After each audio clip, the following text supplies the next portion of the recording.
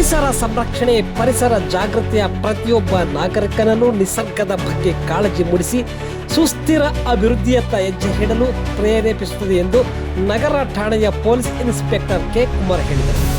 ಚಳ್ಳಕೆರೆ ನಗರದ ವಾಸವಿ ಪ್ರೌಢಶಾಲೆ ಹಾಗೂ ಪೊಲೀಸ್ ಠಾಣೆಯಿಂದ ಪೊಲೀಸ್ ಠಾಣಾ ಆವರಣದಲ್ಲಿ ಹಮ್ಮಿಕೊಂಡಿದ್ದ ಪರಿಸರ ದಿನಾಚರಣೆ ಕಾರ್ಯಕ್ರಮದಲ್ಲಿ ಪೊಲೀಸ್ ಠಾಣಾ ಆವರಣದಲ್ಲಿ ಗಿಡ ನೆಟ್ಟು ನಂತರ ಅವರು ಮಾತನಾಡಿ, ಪರಿಸರ ಸಂರಕ್ಷಣೆ ಎಂದರೆ ಭೂಮಿ, ನೀರು, ಗಾಳಿ ಮತ್ತು ಜೀವ ವೈವಿಧ್ಯತೆಯನ್ನು ಮಾನವ ಚಟುವಟಿಕೆಗಳಿಂದ ಉಂಟಾಗುವ ಹಾನಿಯಿಂದ ರಕ್ಷಿಸುವುದು.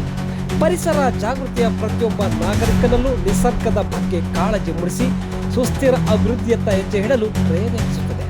ನೀರು, ಇಂಧನ ಮತ್ತು ಅರಣ್ಯ ಸಂಪನ್ಮೂಲಗಳು ಸೀಮಿತವಾಗಿದ್ದು ಇವುಗಳ ಮಿತ ಬಳಕೆ ಮತ್ತು ಸಂರಕ್ಷಣೆ ಅತ್ಯಗತ್ಯವಾಗಿರುತ್ತದೆ. ಪರಿಸರ ಸಂರಕ್ಷಣೆಗೆ ಪ್ರತಿಯೊಬ್ಬರು ತಮ್ಮದೇ ಆದ ಸಣ್ಣ ಕೊಡುಗೆಯನ್ನು ನೀಡಬೇಕು, ಪರಿಸರ ರಕ್ಷಣೆಗೆ ಮುಂದಾಗಬೇಕು ಎಂದರು.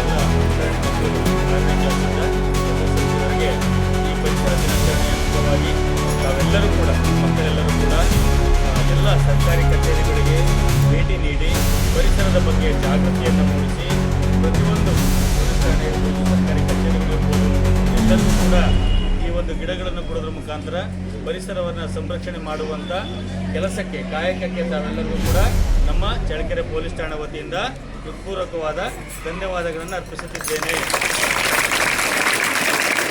ಹಾಗೆ ತಮ್ಮಲ್ಲಿ ಈ ಒಂದು ಚಿಕ್ಕ ವಯಸ್ಸಿನಲ್ಲಿ ಹೇಳ್ತಾರಲ್ಲ, ಬೆಳೆಯುವ ಪೈರು ಮೊಳಕೆಯಲ್ಲಿ, ಬೆಳೆಯುವ ಪೈರು ಮೊಳಕೆಯಲ್ಲಿ, ಬೆಳೆಯುವ ಪೈರು ಮೊಳಕೆಯಲ್ಲಿ ಎಂಬ ಗಾದೆ ಮಾತಿನಂತೆ ತಾವೆಲ್ಲರೂ ಕೂಡ ಈ ಒಂದು ಚಿಕ್ಕ ವಯಸ್ಸಿನಲ್ಲಿಯೇ ಈ ಪರಿಸರದ ಬಗ್ಗೆ ಜಾಗೃತಿಯನ್ನು ಸಮಾಜಕ್ಕೆ ನೀಡ್ತಾ ಇರ್ತಕ್ಕಂಥದ್ದು ಹೆಮ್ಮೆಯ ವಿಷಯ.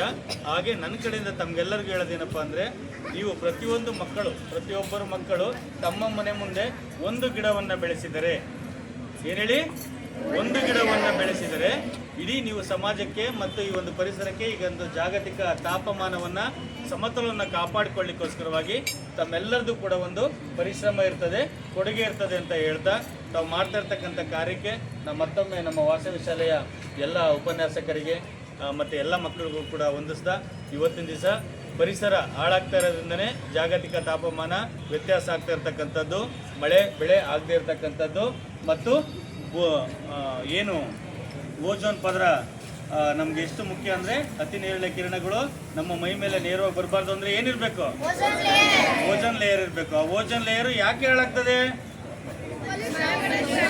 ಪೊಲ್ಯೂಷನ್ ಇಂದ. ಪೊಲ್ಯೂಷನ್ ಅಂತಂದ್ರೆ ಏನು?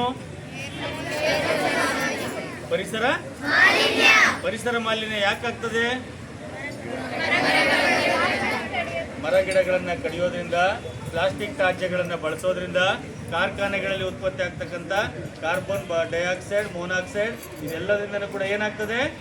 ಪರಿಸರ ಮಾಲಿನ್ಯ ಆಗ್ತದೆ. ಪರಿಸರ ಮಾಲಿನ್ಯ ಆದರೆ ಏನಾಗ್ತದೆ? ಓಜೋನ್ ಪದರ ಹಾಳಾಗ್ತದೆ. ಓಜೋನ್ ಪದರ ಹಾಳಾಗೋದ್ರಿಂದ ಏನಾಗುತ್ತೆ? ಪ್ರಕೃತಿಯ ಮೇಲೆ ವ್ಯತಿರಿಕ್ತ ಪರಿಣಾಮಗಳು ಬೀರ್ತದೆ. ಆದ್ದರಿಂದ ತಾವೆಲ್ಲರೂ ಕೂಡ ನಾವು ಹೇಳ್ಕೊಟ್ವಿ ಅನ್ನೋದನ್ನು ಉಪನ್ಯಾಸಕರು ಹೇಳ್ಕೊಟ್ರು ಅಥವಾ ಪೊಲೀಸ್ ಇಲಾಖೆಯವರು ಹೇಳ್ಕೊಟ್ರು ಅನ್ನೋದಕ್ಕಿಂತ ಮಕ್ಕಳುಗಳು ತಾವೇ ಅರ್ಥ ಮಾಡಿಕೊಂಡು ತಮ್ಮ ಮನೆಯಲ್ಲಿ ಒಂದೊಂದು ಮಗು ಕೂಡ ಒಂದೊಂದು ಗಿಡವನ್ನು ಬೆಳೆಸಿದರೆ ಇಡೀ ಲಕ್ಷಾಂತರ, ಕೋಟ್ಯಾಂತರ ಮಕ್ಕಳ ಮನೆಯಲ್ಲಿ ಕೋಟ್ಯಾಂತರ ಸಸಿಗಳು ಬೆಳೀತದೆ.